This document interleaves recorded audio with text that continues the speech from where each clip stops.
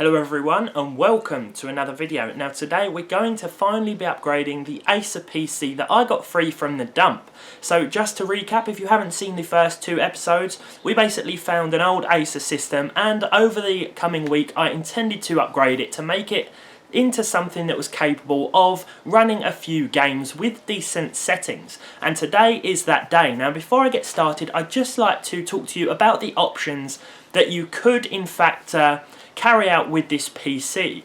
So someone on Twitter said to me that the micro ATX board inside this thing will fit a standard case because in a lot of other manufacturers' motherboards the holes are mounted in a funny way and so you can't really transfer it from one PC to the other. However, this is not the case with the Acer. That is definitely a route I would recommend if you have a little more knowledge with computers and you're comfortable with taking a whole system out of that small form factor case and putting it in another micro ATX or any standard size ATX case. But for the purpose of this video and for the purpose of keeping costs down, I decided to upgrade this thing inside the small enclosure that it came in, simply because I feel that that is the route that this video deserves to go down. I mean, if you have one of these small form factor systems, not everyone's going to want to transfer it from one enclosure to the other, but I thought I'd lay out the options on the table for you guys just so you know, if you do happen to come across one of these or have one already, that that option is available to you. But let's see what you can do if you decide to keep most of the components original.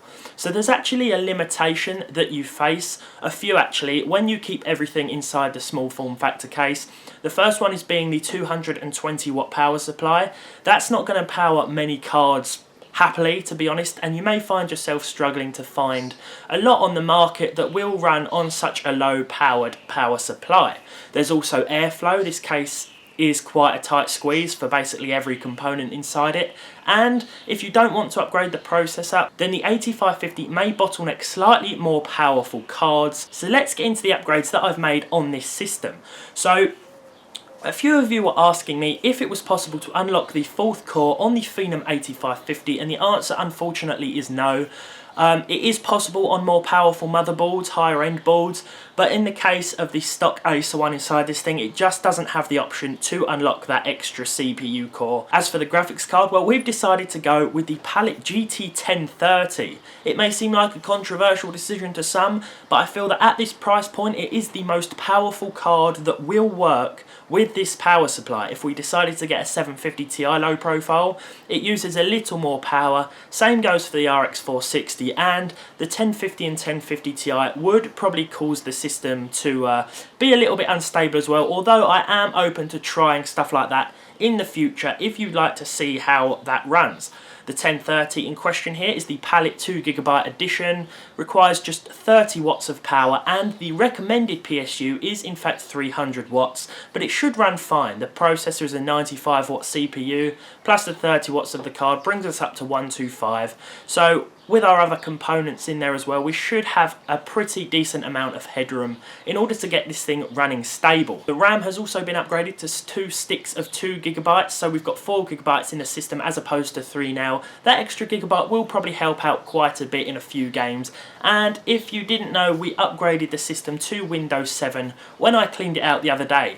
But let's get straight into the gameplay benchmarks and see just how this thing performs. So I'm going to be talking about the system performance as a whole here rather than each individual game. Now games like Dirt 3, as you're seeing on screen here, along with other less demanding titles and esports ones, will run fine on this system with little to no trouble. As you can see, we've got Overwatch here, which although isn't attaining a perfect 60, which is ideal for online play, it is still averaging out at around 45 frames per second at 900p on the low preset.